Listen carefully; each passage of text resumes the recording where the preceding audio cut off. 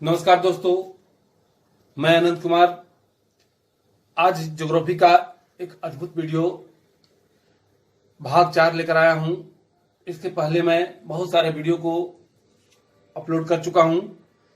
Video देखने से पहले मेरा YouTube चैनल को सब्सक्राइब करना नहीं भूलें, लाइक और शेयर करते जाएं और बेल आइकन को भी बजाते रहें, दबाते रहें, क्योंकि आने वाला वीडियो का संकेत आपको इसी से मिलते रहेगा। तो दोस्तों, देर ना करते हुए आज ज्योग्राफी का एक महत्वपूर्ण टॉपिक नदी को हमने उठाया है। और इस नदी को समझने के लिए पहले भारत की एक छोटा सा ग्राफ को समझ लिया जाए कि कैसे कैसे नदियों का जाल भारत में बिछा हुआ है और कैसे इस नदियों को बांटा गया है। क्योंकि बहुत सारी नदियों का जो क्वेश्चन बनता है कि भारत की लंबी नदी कौन है, भारत में प्रवाहित होने वाली छोटी नदी कौन है, भारत में प्रवाहित होने वाली भारतीय सबसे छोटी नदी कौन है, कौन नदी पर कुंभ मेला लगता है, या कौन सा नदी किन किन राज्यों के लिए विवाद खड़ा करती है, या किस नदी पर कौन सी परियोजना बनाई गई है, या किस नदियों के किनारे कौन सा शहर बसा हुआ है। दोस्तों, नदी का क्षेत्र बहुत बड़ा है, इस तरह से क्वेश्चन भी बहुत ज्यादा बनता है। तो जहां हम लोग रट कर याद करते हैं, लिख कर रखते हैं, आज इस वीडियो के माध्यम से माइंड को कॉन्सेंट्रेट करते हुए एकदम एकाग्रचित होकर केवल वीडियो सुनेंगे और इसके बाद वीडियो के अंत में जब ऑफ करके अपने आप से एक बार बोलना देखेंगे कि बोलने के प्रयास में कितना हम लोग बिना लिखे हुए, बिना रटे हुए बोल पा रहे हैं कि नहीं पा रहे हैं। तो दोस्तों देखिए, पहले आते हैं छोटी सी भारत के नक्शे को लेकर, जिसमें इस नक्शे को देखा जाए तो ये मेरा एक भारत का जो है ना छोटा सा एक ग्राफ बन रहा है, जहां से एक भारत जो है ना यहां से समव्यवस्थित रूप से चालू हो रहा है। अब देखिए, इस भारत को अगर देखा जाए तो यहां से हम एक छोटा सा ग्राफ के रूप में तोड़ेंगे इसको, और इन ग्राफों को समझते हुए एकदम छोटा सा पॉइंट को उठा लेंगे और यही मेरा एक भारत बन गया। सिंपल सा भारत। मान लीजिए कि नक्शा अलग अलग हो सकता है, लेकिन ये मेरा उत्तर भारत हो गया, ये मेरा दक्षिण भारत हो गया, और ये मेरा पश्चिम भारत हो गया, और ये मेरा पूरा भारत हो गया। नदियों का जाल पूरा भारत में फैला हुआ है और सारी नदियां जो है ना कहीं समाप्त होती है, उद्गम होती है। तो क्वेश्चन पूछता है किस नदी का उद्गम कहां से होता है, किस नदी का मुहाना किस राज्य में है, किस नदी का प्रवाह किस दिशा में है, या कौन सी नदी किस पहाड़ी से निकलती है। तो दोस्तों, पहले इन सबको समझने से पहले समझना होगा उन क्षेत्रों को जहां से नदियों का एक बड़ा जजीरा बनता है।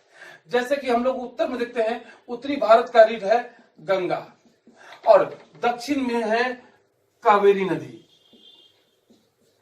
और महत्वपूर्ण नदी है गोदावरी।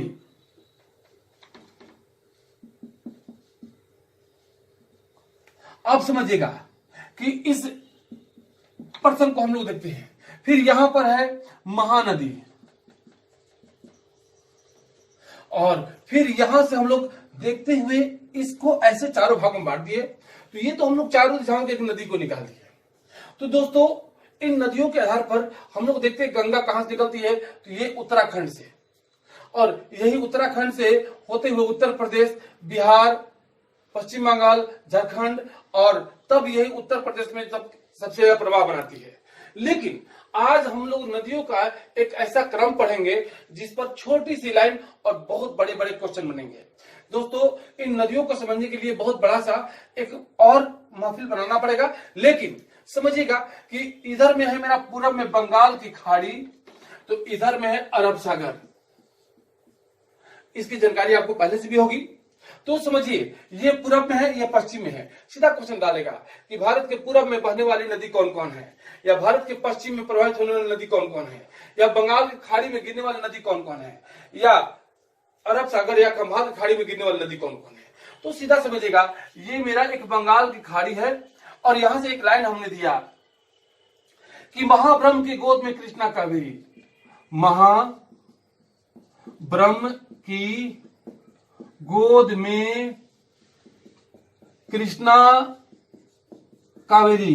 दोस्तों, ये वो नदियां हैं जो पूरब की ओर प्रवाहित होते हुए बंगाल की खाड़ी में गिरती है। यानी इनके नाम को समझ लिया जाए, महाब्रह्म की गोद में कृष्णा कावेरी। ये महत्वपूर्ण नदियां हैं। ऐसे तो बहुत सारी नदियां हैं, लेकिन महत्वपूर्ण नदियों में इनका नाम आता है कि महा से हो गया महानदी, जो अभी आपको यहां दी है, ये उड़ीसा में है। ब्रह्म से हो गया ब्रह्मर्षि नदी या ब्राह्मणी नदी, जो रांची में है, झारखंड में। गोद से हो गया गोदावरी नदी, जो दक्षिण की गंगा कहलाती है या दक्षिणी गंगा के नाम से जानती है, और कृष्णा नदी, कावेरी नदी, इन नदियों का प्रवाह पूरब में होते हुए बंगाल की खाड़ी में गिरती है। तो अब आइए पश्चिम में प्रवाहित होने वाली नदी कौन कौन है। तो समानता नदियों का छोटा सा रूप हम लोग निकालते हुए चलेंगे। साबरमती, स से हो गया साबरमती, मा से हो गया माही नदी, न से हो गया नर्मदा नदी, और ता से हो गया ताप्ती नदी। यही नदियां हैं जो खंभात की खाड़ी में गिरती है और उसके बाद ये अरब सागर में आकर मिल जाती है। तो अरब सागर में सीधी गिरने वाली नदी एकमात्र है सिंधु, जिसका अंग्रेजी नाम इंडस है और इसी के नाम पर इंडिया रखा गया। तो क्वेश्चन यहां से निकलेगा कि अरब सागर में गिरने वाली सीधी नदी कौन सी है। तो एकमात्र सिंधु है। या पश्चिम की ओर प्रवाहित होने वाली नदी किस खाड़ी में गिरती है। तो ये खंभात की खाड़ी में, और फिर यहीं से ये अरब सागर में मिल जाती है। लेकिन दोस्तों यहां से हम लोग निकालते हुए ये मेरा मध्य प्रदेश है और यहीं से सतपुड़ा पर्वतमाला है और यहीं से नर्मदा और ताप्ती दो भागों में बढ़ जाती है। और यही कारण है कि नर्मदा और ताप्ती दोनों डेल्टा का निर्माण नहीं करती है। तो हम लोग एक क्रम को पहले चुनते हैं कि भारत में लंबाई के अनुसार नदियों का सही क्रम क्या है, या भारत की दूसरी लंबी नदी कौन है, या भारत की सबसे छोटी लंबी नदी कौन है, या भारत की सबसे बड़ी लंबी नदी कौन है, या किस नदी की लंबाई कितनी है। सामान्यतः इस पर बहुत सारा चर्चा होगी, लेकिन यहां तक तो हम लोग देखें कि पूरब की ओर प्रवाहित होने वाली नदी और पश्चिम की ओर प्रवाहित होने वाली नदी, उसके अलावा गंगा से लेकर जो है ना गोदावरी से लेकर सारा नदियों को हम लोग समझे। लेकिन अब इस ग्राफ को हम लोग हटाते हुए और आते हैं लंबाई के अनुसार नदियों का सही क्रम। अक्सर क्वेश्चन मिलान करने के लिए देता है कि इनमें से लंबाई में कौन सी नदियां क्रम में नहीं है, या भारत की सबसे तीसरी लंबी नदी कौन है, या चौथी लंबी नदी कौन है, या दूसरी कौन है। तो देखिए एक लाइन हमने जो दिया है, इस लाइन को एकदम इजी वे में हल्का दिमाग से लेंगे, याद हो जाएगा कि गंगा के गोद में यमुना के नर्म तट से घाघरा सतलज से महानदी में फेंका। तो समझिएगा यहां से एक लंबा जो क्वेश्चन बनता है जो बहुत इंपॉर्टेंट है। अब यही पर समझिएगा कि गंगा की गोद में कृष्णा ने, देखिए यहां से एक लाइन छुटा हुआ है, गंगा की गोद में कौन, तो कृष्णा ने कहां से, यमुना के नर्म तट से। फिर से लाइन समझिएगा, गंगा के गोद में कृष्णा ने यमुना के नर्म तट से घाघरा सतलज से महानदी में फेंका। दोस्तों इस नदियों के लाइन के क्रम को समझते हुए हम लोग आगे बढ़ते हैं और यही से क्वेश्चन जो निकलना हमारा स्टार्ट होता है। तो समझिएगा कि इस क्रम को हम लोग, ये क्रम गड़बड़ हो जाएगा, थोड़ा समझिएगा। कृष्णा की जो लंबाई है वो है 1400। तो आते हैं गंगा, भारत में प्रवाहित होने वाली सबसे लंबी नदी कौन है, गंगा। दूसरी प्रवाहित होने वाली नदी कौन है, गोदावरी। इन दोनों नदियों की विशेषता क्या है कि इनके जल में कीड़ा नहीं लगता है और दोनों ही अपने आप में महान नदी है। एक दक्षिण की गंगा है और एक उत्तर की गंगा है। एक दक्षिण भारत की रीढ़ है तो एक उत्तरी भारत की रीढ़ है। एक महाराष्ट्र में है तो एक उत्तराखंड में है। तो इस तरह से यहां से बहुत सारा उद्गम और मुहाना भी निकलता है। इसका देवप्रयाग और जो है ना प्रयागराज, ये दोनों ही महत्वपूर्ण है गंगा के लिए। लेकिन आते हैं यहां से हम लोग कि भारत का सबसे लंबी नदी कौन, गंगा। दूसरा कौन, गोदावरी। तीसरा कौन, कृष्णा।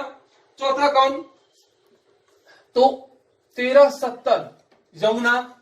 फिर उसके बाद नर्मदा। तो दोस्तों नर्मदा की लंबाई 1312,